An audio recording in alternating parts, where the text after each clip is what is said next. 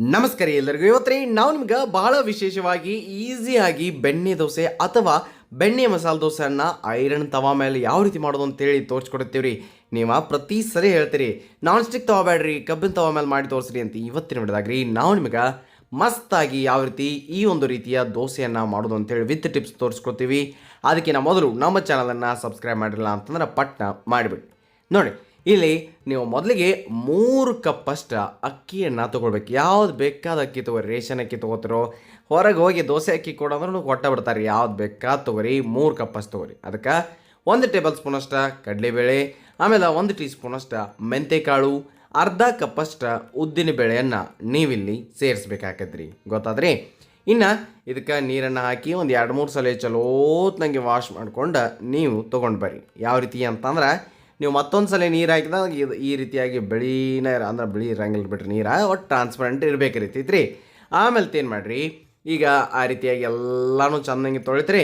ಇನ್ನು ಅವ್ನು ನೆನೆಸಿಟ್ಟು ಆದ್ಮೇಲೆ ತೀತ್ರಿ ಒಂದು 4-5 ತಾಸು ನೆನೆಸಿಡ್ರಿ. ಅದಾದ ನಂತರ ಮಿಕ್ಸರ್ ಜಾರ್ದಾಗ ಹಾಕಿ ಸ್ವಲ್ಪ ನೀರನ್ನು ಸೇರಿಸಿ ಒಂದು 2 ಸಲ ಮಾಡ್ಕೊರಿ.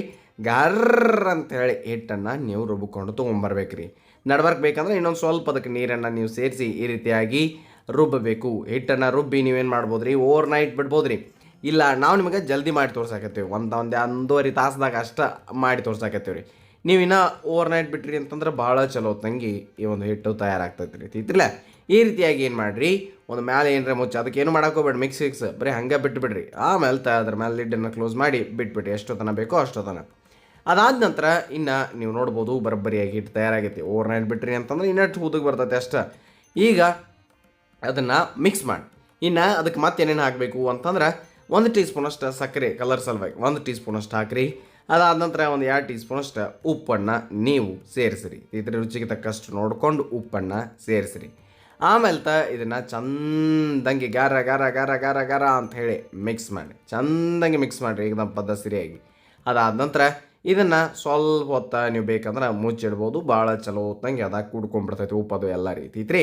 ಅಲ್ಲಿ ತನಕ ಈ ಒಂದು ಮಸಾಲೆ ದೋಸೆ ಅಥವಾ ಬೆಣ್ಣೆ ದೋಸೆಗೆ ಬೇಕಾಗುವಂತಹ ಒಂದು ಚಟ್ನಿ ಪುಡಿ ಏನಿರ್ತೈತಲ್ಲ ಆಮೇಲೆ ದೋಸೆಗೆ ಅದನ್ನು ಮಾಡಿ ಬರ್ರಿ.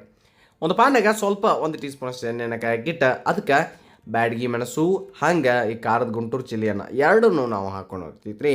ಒಂದು 7-8 ಹಾಕಿರಿ ಅಷ್ಟು ಹಾಕಿ ಅವನ್ನ ಫ್ರೈ ಮಾಡಿ ಇಟ್ಕೊಂಡ್ಬಿಡ್ರಿ. ಆಮೇಲೆ ತಾದ ಎಣ್ಣೆ ಒಳಗೆ ಸ್ವಲ್ಪ ಮೆಂತೆಕಾಳು, ಒಂದು ದಿವಸ ಜೀರಿಗೆ ಅಂದ್ರೆ 1 ಟೀ ಸ್ಪೂನಷ್ಟು ರೀ.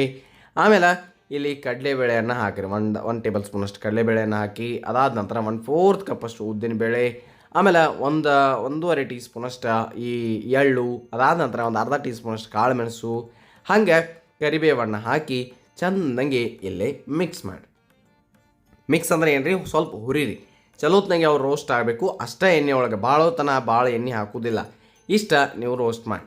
ಅದಾದ ನಂತರ ಏನು ಮಾಡಿರಿ, ಇಲ್ಲಿ ಸ್ವಲ್ಪ ಬೆಳ್ಳುಳ್ಳಿ ಹೆಸರುಗಳನ್ನ ಒಂದು 4-5 ಹಾಕಿದ್ದೇವೆ. ನೀವು ಬೇಕಂದ್ರೆ ಹಿಂಗೆ ಹಾಕಿ ಕೆಲಸ ಮುಗಿಸ್ಬೋದು. ಇದನ್ನ ಹಾಕಲಿಲ್ಲ ಅಂದ್ರೆ ನಡೀತೈತೆ ರೀ, ಸ್ಕಿಪ್ ಮಾಡಿದ್ರೆ ಮಾಡ್ಬೋದು. ಅದಾದ ನಂತರ ಒಂದು ಅರ್ಧ ಕಪ್ ಸಮೀಪ ನಾವು ಕೊಬ್ಬರಿ ಪುಡಿಯನ್ನು ಹಾಕಕತ್ತೀವಿ. ನೀವು ಒಣ ಕೊಬ್ಬರಿ ಹಾಕಿದ್ರೂ ನಡೀತೈತೆ ರೀ. ಅಷ್ಟನ್ನು ಮಾಡಿ ಇದನ್ನು ಗ್ಯಾಸನ್ನು ಆಫ್ ಮಾಡಿ ಇಟ್ಕೊಂಡ್ಬಿಡ್ರಿ. ಒಂದು ಮಿಕ್ಸರ್ ಜಾರ್ದಾಗ ಈ ರೋಸ್ಟ್ ಮಾಡಿದಂತಹ ಅದರ ಹುರಿದಂತಹ ಏನು ಮೆಣಸಿಕಾಯಿ ಅದಾವ್ರಲ್ಲ ಒಣ ಮೆಣಸಿಕಾಯಿ, ಅದಕ್ಕೆ ಒಂದು ಇಟ್ಟು ಉಪ್ಪನ್ನು ಹಾಕಿ ನೀವು ಒಂದು ಸಲ ಗೆರ್ರ ಅಂತ ಹೇಳಿ ಅನ್ಸ್ಕೊಂಡು ಬರ್ರಿ. ಈಗ ನಮ್ಮ ಪದ್ಧತಿಯಾಗಿ ಅನ್ಸ್ಕೊಂಡು ಬರ್ರಿ. ಆಮೇಲೆ ಉಳಿದಿದ್ದನ್ನು ಏನೇನಿತ್ತಿರಲ್ಲ ಕಾಳು ಅದನ್ನ ಎಲ್ಲನೂ ಹಾಕಿ ನೀವು ಮತ್ತೊಂದು ಸಲ ಇದನ್ನು ಏನು ಮಾಡ್ಬೇಕ್ರಿ, ಗೆರ್ರ ಅನ್ಸ್ಕೊಂಡು ಬರ್ಬೇಕು. ಅಂದಾಗ ಮಸ್ತಾಗಿರುವಂತಹ ಪುಡಿ ತಯಾರಾಗ್ತೈತೆ ರೀ. ದೋಸೆಗೆ ಇಡ್ಲಿಗೆ ಎಲ್ಲದಕ್ಕೂ ಒಂದು ಬೆಸ್ಟ್ ಆಗಿರುವಂತಹ ಮಸಾಲೆ ಪುಡಿ ಇರಿದ ಅಥವಾ ಚಟ್ನಿ ಪುಡಿ. ನೀವು ದೋಸೆ ಮೇಲೆ ಒಂದು ಈಟು ತುಪ್ಪ, ಅದ್ರ ಮೇಲೆ ಒಂದು ಈಟು ಈ ಚಟ್ನಿ ಪುಡಿ ಇತ್ತು ಅಂತಂದ್ರೆ ದೋಸೆ ರುಚಿ ಇನ್ನೂ ಡಬಲ್ ಏನಂತೀರಿ ನೋಡ್ರಿ, ಅದೆಲ್ಲ ಆಗ್ತೈತೆ ರೀ. ಭಾಳ ಮಸ್ತ್ ಆಗ್ತೈತಿ. ಅದಕ್ಕೆ ಈ ರೀತಿಯಾಗಿ ಚಟ್ನಿ ಪುಡಿಯನ್ನು ನೀವು ಮಾಡಿ ಇಟ್ಕೊರಿ. ಇದನ್ನು ಆರಾಮಾಗಿ ನೀವು ಸ್ಟೋರ್ ಮಾಡಿ ಇಟ್ಕೊಳ್ಬೋದು. ನೀವು ದೋಸೆ ಅಂತ ಅಷ್ಟೇ ಅಲ್ರಿ, ನಿಮಗೆ ಯಾವಾಗ ಬೇಕೋ ಅದನ್ನು ನೀವು ಟೇಸ್ಟ್ ಸಹ ಮಾಡ್ಬೋದು ರೀ. ಅದ್ರ ಜೊತೆ ಬೇಕಾದ ನಿಮಗೆ ಇಷ್ಟ ಬಂದಂಗೆ ತುಪ್ಪ ಹಾಕ್ಕೊಂಡು ಸ್ವಲ್ಪ ತಿಂದು ನೋಡಿರಿ, ಭಾಳ ಮಸ್ತ್ ಅನಿಸ್ತೈತಿ.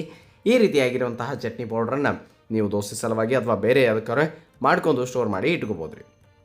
ಇನ್ನು ದೋಸೆ ಮಾಡತ್ತೀರಿ ಅಂತಂದ್ರೆ ಆಲೂಗಡ್ಡೆ ಬಾಜಿ ಇರಬೇಕಲ್ರಿ. ಅದಕ್ಕೆ ಒಂದು ಕಡಾಯಿಯೊಳಗೆ ಎಣ್ಣೆ ಕಾಯಕ್ಕಿಟ್ಟು ಸಾಸಿವೆ ಜೀರಿಗೆ ಉದ್ದುದ ಕಟ್ ಮಾಡಿರುವಂತಹ ಉಳ್ಳಾಗಡ್ಡಿ, 1 ಕಡ್ಡಿಯಷ್ಟು ಕರಿಬೇವು, ಅದಾದ ನಂತರ ಹಸಿ ಮೆಣಸನ್ನು ಸಣ್ಣಗೆ ಕಟ್ ಮಾಡಿದ್ದು ಅಷ್ಟು ಹಾಕಿ ಈ ಒಂದು ಎಣ್ಣೆ ಒಳಗೆ ಫ್ರೈ ಮಾಡಿ ಚೆನ್ನಾಗಿ ಫ್ರೈ ಮಾಡಬೇಕಾಕೈತ್ರಿ. ನೀವು ಒಂದು ಈಟ ಭಾಳತನ ಏನು ಸಾಫ್ಟ್ ಮಾಡಬೇಕಂತ ಏನಿಲ್ಲ. ಅದಾದ ನಂತರ ಅರಿಶಿನ ಪುಡಿಯನ್ನು ಹಾಕಿ ಚೆನ್ನಾಗಿ ಮತ್ತೊಂದು ಈಟು ಮಿಕ್ಸ್ ಮಾಡಿದ ನಂತರ ನಾವು ಬಾಯ್ಲ್ಡ್ ಪೊಟ್ಯಾಟೋನ ಕಟ್ ಮಾಡಿ ಇಟ್ಕೊಂತೇವೆ. ನೀವು ಹಾಗೆ ಡೈರೆಕ್ಟ್ ಮ್ಯಾಶ್ ಮಾಡಿ ಹಾಕಿದ್ರು ನಡಿತೈತಿ. ಇದಕ್ಕೆ ಒಂದೀಟು ಉಪ್ಪನ್ನು ನೀವು ಸೇರಿಸಿರಿ. ಅದಾದ ನಂತರ ಸ್ವಲ್ಪ ಹೋಟೆಲ್ ಸ್ಟೈಲ್ ಸಲುವಾಗಿ ಸಕ್ಕರೆಯನ್ನು ಹಾಕಬೇಕಾಕತಿ. ಅಷ್ಟನ್ನು ಮಾಡಿ ನೀವು ಇದನ್ನು ಮಿಕ್ಸ್ ಮಾಡಬೇಕಾಕತಿ. ಈ ಒಂದು ಆಲೂಗಡ್ಡೆ ಪಲ್ಯ ಆ ಒಂದು ದೋಸೆಗೆ ಭಾಳ ಈಸಿಯಾಗಿರುವಂಥದ್ದು ರೀ, ಮತ್ತು ಸಿಂಪಲ್ಲಾಗಿ ಮಾಡ್ಕೊಳ್ಳುವಂಥದ್ದು ರೀ. ಇನ್ನು ಇದಕ್ಕೆ ಲಾಸ್ಟಿಗೆ ಒಂದೀಟು ಕೊತ್ತಂಬರಿ ಸೊಪ್ಪನ್ನು ನೀವು ಹಾಕಿ ಮತ್ತೊಮ್ಮೆ ಅದನ್ನು ಮಿಕ್ಸ್ ಮಾಡಿದಿರಿ ಅಂತಂದ್ರೆ ಆಲೂಗಡ್ಡೆ ಪಲ್ಯನೂ ರೆಡಿ ಆಗಿಬಿಡ್ತದೆ. ನಿಮಗೆ ದೋಸೆಗೆ ಬೇಕಾಗುವಂತಹ ಚಟ್ನಿ ಪುಡಿಯನ್ನು ತೋರಿಸಿದ್ದೇವೆ, ಆಲೂಗಡ್ಡೆ ಪಲ್ಯನೂ ತೋರಿಸಿದ್ದೇವೆ. ಇನ್ನು ದೋಸೆ ಕಡೆ ಹೋಗೋಣ ಬನ್ನಿ.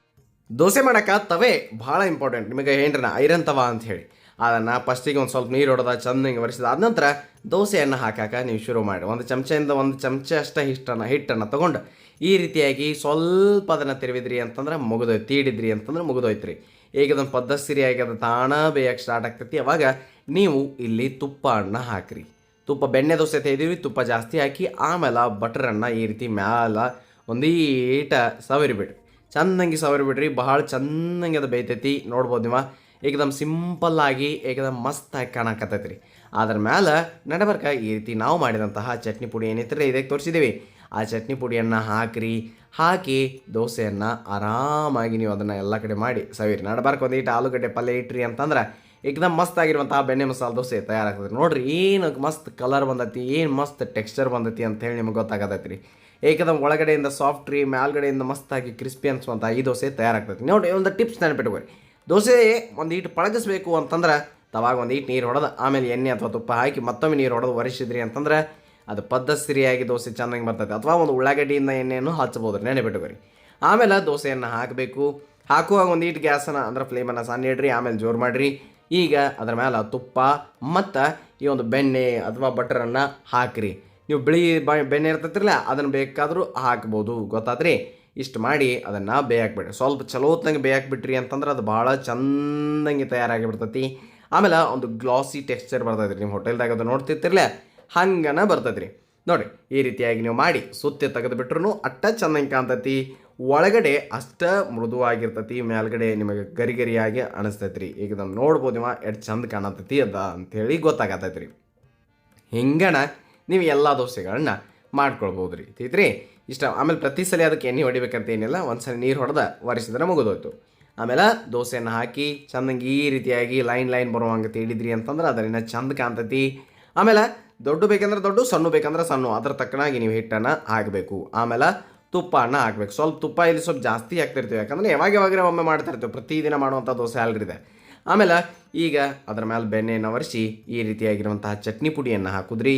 ಅದಾದ ನಂತರ ಅದನ್ನೆಲ್ಲ ಕಡೆ ಮಾಡಿ ಆಲೂಗಡ್ಡೆ ಪಲ್ಯವನ್ನು ನಡಬರ್ಕ ನೀವು ಹಾಕಿ ಸುತ್ತ ತೆಗೆದ್ರಿ ಅಂತಂದ್ರೆ ಯಾವುದೇ ಹೋಟೆಲ್ಗೂ ಕಡಿಮೆ ಇರಲಾರ್ದಂಗನ ಮನೆ ಒಳಗನ ಅದು ಸಹ ಕಬ್ಬಿಣ ತವೆ ಮೇಲೆ ನಾನ್ ಸ್ಟಿಕ್ಕು ಬೇಕಾಗಿಲ್ಲ ರೀ, ಅಷ್ಟು ಮಸ್ತ್ ಆಗಿರುವಂತಹ ದೋಸೆ ನೀವು ಮಾಡ್ತೀರಿ. ಒಳಗಡೆ ನೋಡ್ಬೋದು ಯಾವ ರೀತಿಯಾಗಿ ಕಾಣಕತ್ತೈತಿ, ಏಕದಮ್ ಮಸ್ತ್ ಆಗೈತಿ. ಏಕದಮ್ ಮಸ್ತ್ ಅಂದ್ರೆ ಮಸ್ತ್ ಕಾಣ್ತೈತಿ ರೀ. ಮತ್ತು ಅಷ್ಟೇ ರುಚಿಯಾಗಿರುವಂತಹ ಈ ಒಂದು ದೋಸೆಯನ್ನು ನೀವು ಮಾಡ್ತೀರಿ. ಇನ್ನಿತರ ಮಸಾಲೆ ದೋಸೆ ಆಗಿರ್ಬೋದು, ಬೇರೆ ದೋಸೆಗಳು ನಮ್ಮ ಚಾನಲ್ದಾಗ ಅದಾವ, ಪ್ಲೇಲಿಸ್ಟ್ ಸಹ ಐತೆ, ಲಿಂಕ್ ಬೇಕಾದ್ರೆ ಕೇಳ್ರಿ, ನಾ ಕೊಡ್ತೀನಿ ಅಂತ ಹೇಳ್ತಾ ನೆನಪಿರಲಿ ಈ ದೋಸೆಯನ್ನು ನೀವು ತಪ್ಪಲಾರ್ದ ಟ್ರೈ ಮಾಡಿರಿ ಅಂತ ಹೇಳ್ತಾ ಇದು ಸವಿರುಚಿಯ ಸೊಬಗು ಅನ್ನದಾತ ಸುಖೀ ಭವ. ಧನ್ಯವಾದಗಳು, ನಮಸ್ಕಾರ.